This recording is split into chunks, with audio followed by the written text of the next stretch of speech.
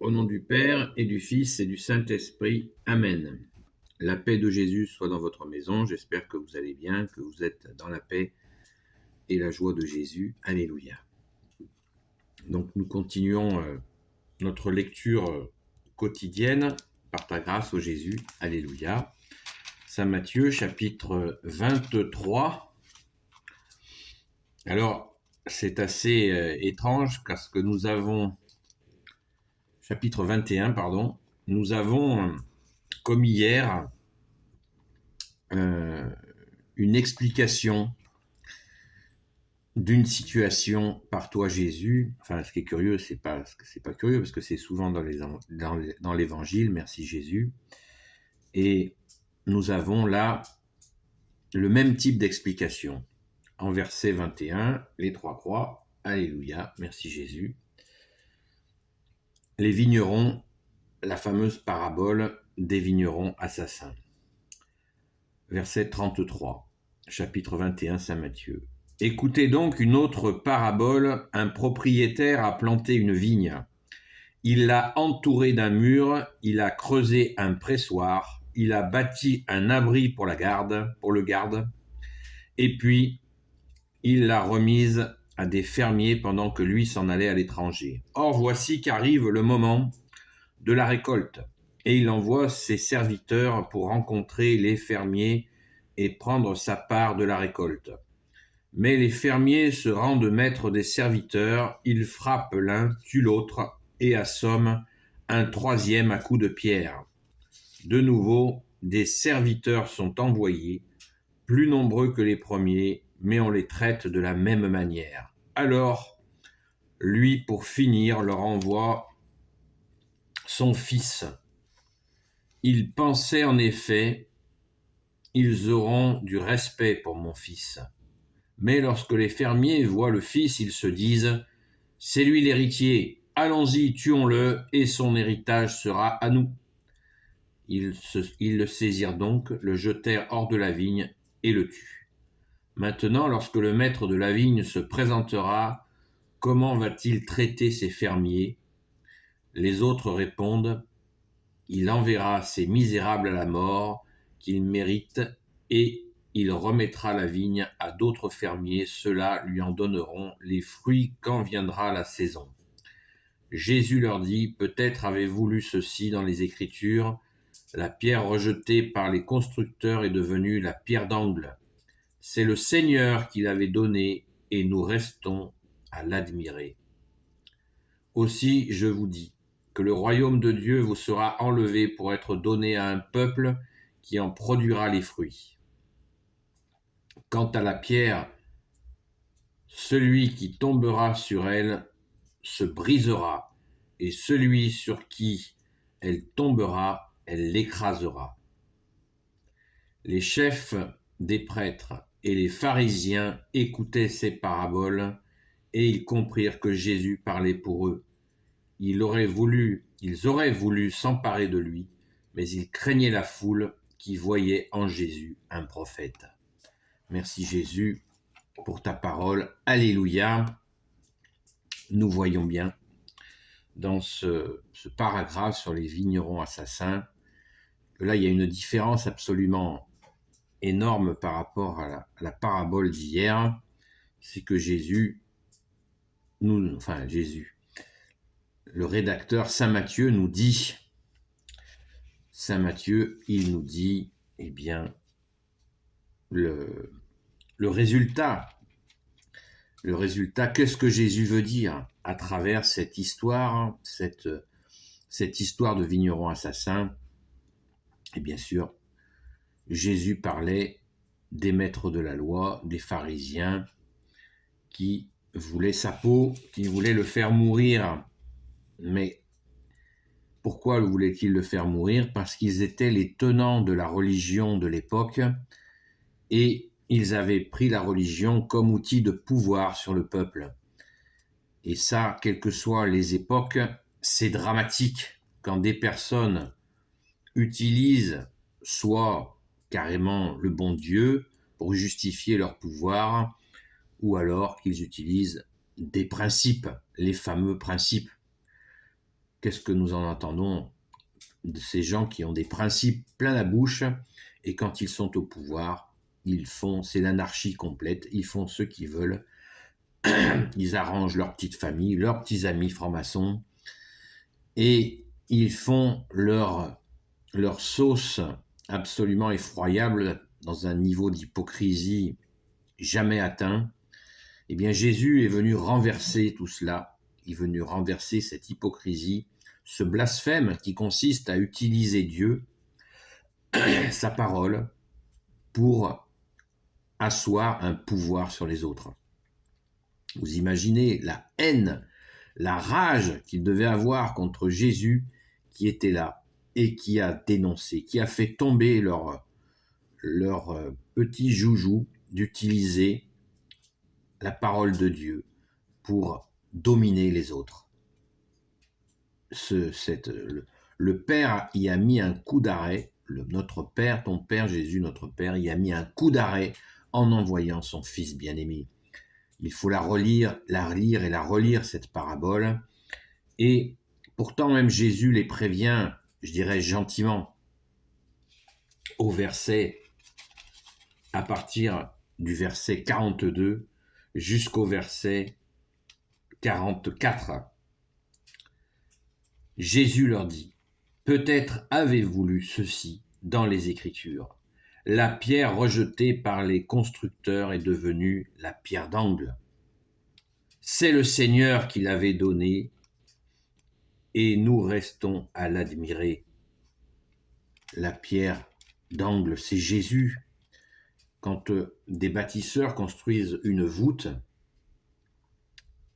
ils construisent de chaque côté les pierres, ils montent les pierres, et avec des coffrages de bois, et quand ils ont fini de monter les pierres et les deux voûtes se font face à face, les deux arches se font face, eh bien, ils posent la pierre au centre.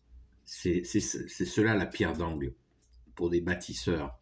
Et cette pierre d'angle, qu'est-ce qui fait que ces arches tiennent? C'est la pierre d'angle. Qu'est-ce qui fait que tout tient? C'est Jésus, le Christ Jésus, qui est la pierre d'angle. Voilà, pour ceux qui n'ont pas de notion de construction.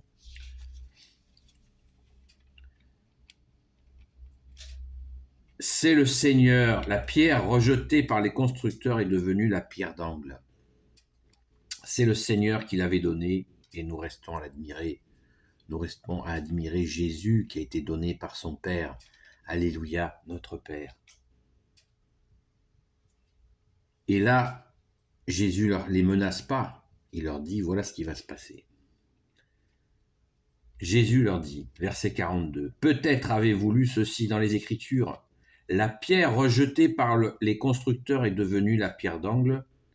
C'est le Seigneur qui l'avait donnée et nous restons à l'admirer. » Verset 43, « Aussi, je vous dis que le royaume de Dieu vous sera enlevé pour être donné à un peuple qui en produira les fruits.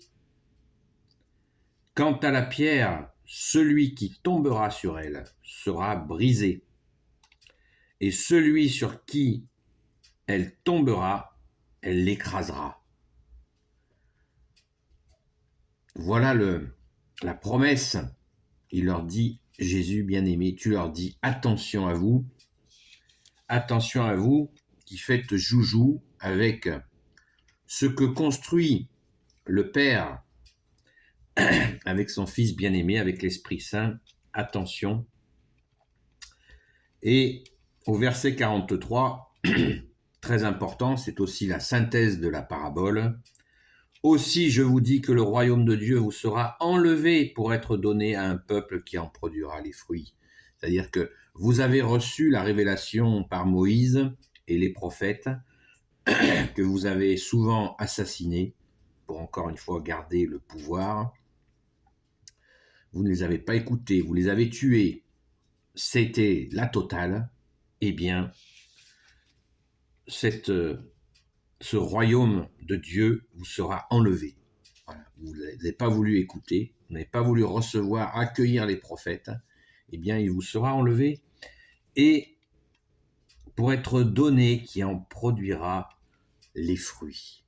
Le royaume des cieux sera donné à un peuple. Qui c'est ce peuple? C'est le peuple de Dieu, c'est le peuple de Jésus, le peuple chrétien, catholique. Voilà, là, vous en voulez pas, et bien catholique veut dire universel, eh bien vous avez, pourtant ça a été offert. Le Père l'avait offert en premier à vous, le peuple hébreu, et à cause de la déviance de certains qui voulaient s'accaparer cette révélation et surtout l'utiliser à des fins de pouvoir, eh bien, puisque vous avez agi ainsi, le Père a envoyé son Fils pour que la révélation de Dieu, Père, Fils, Jésus et Saint-Esprit, envahisse le monde entier, que ton feu, Jésus, prenne dans le monde entier. C'est absolument magnifique. C'est vraiment central ce moment. Et on voit bien, au lieu de provoquer chez eux un regret, une contrition, de comprendre que là, ils ont fait joujou avec le pouvoir, au lieu d'accueillir l'amour que tu es Jésus, la justice et la miséricorde que tu es Jésus. Et au verset 45, les chefs des prêtres et les pharisiens écoutaient ces paraboles, et ils comprirent que Jésus parlait pour eux. Ils auraient voulu s'emparer de lui, pour le tuer, c'est moi qui rajoute ça. Ils auraient voulu s'emparer de lui, mais ils craignaient la foule qui voyait en Jésus un prophète. Donc ils voulaient se saisir de lui pour l'assassiner tout de suite, mais ils avaient peur. Ils avaient peur de la foule.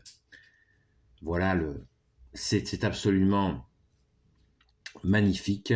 Merci Jésus de nous ouvrir le cœur, les yeux, les oreilles, car tu es venu et tu as fait cesser ce blasphème qui consistait à s'accaparer les paroles de ton Père par les prophètes à des fins de pouvoir, pour manifester l'amour du Père, ton amour Jésus, et l'amour du Saint-Esprit, l'amour de la Sainte Trinité, notamment par les miracles. Les miracles, qu'est-ce que les miracles? Qu'est-ce que d'autre que les miracles, que des preuves d'amour du Père, du Fils Jésus et du Saint-Esprit? Traces d'amour, preuves d'amour, eh bien les cœurs endurcis n'ont pas voulu accueillir cet amour. C'est une tragédie pour eux, mais aussi ça a été terrible pour notre bien-aimé Jésus, qui a dû donner sa vie pour nous. Merci Jésus d'avoir donné ta vie pour nous. Merci Jésus d'être ressuscité pour nous, et merci Jésus d'être resté avec nous. Très important. Merci Jésus, tu es bien là au milieu de nous, dans cet amour, cette justice et cette miséricorde. Alléluia. Béni soit le Père, le Fils et le Saint-Esprit. Amen. Ô Jésus, toi qui peux tout et qui portes tout, toi le Sauveur, toi l'Emmanuel, je te confie toutes celles et ceux qui regarderont cette vidéo, ainsi que leurs proches, selon ta sainte volonté. Sainte Marie, Reine des cieux, toi l'Immaculée Conception, toi qui écrases le serpent, toi qui as la lune sous tes pas, toi notre Mère, Notre-Dame. Saint Joseph, toi le juste et le saint, toi le sage, toi la terreur des démons, toi le saint gardien de la Sainte Église catholique apostolique, Sainte Marie-Madeleine, notre chère sainte patronne, et vous tous les saints et saintes amis de Jésus, Saint Michel Archange qui est comme Dieu, Saint Gabriel Archange, Saint Raphaël Archange et tes anges guérisseurs, et vous tous les anges qui servez Jésus, je vous confie toutes celles et ceux qui regarderont cette vidéo, ainsi que leurs proches, selon ta sainte volonté, ô Jésus. Merci Jésus pour ta parole. Donc aujourd'hui, les vignerons assassins, n'oublions pas ce descriptif, de relire, j'insiste encore, sur le descriptif de ces étapes. Jésus résume là l'histoire de la révélation, en fait,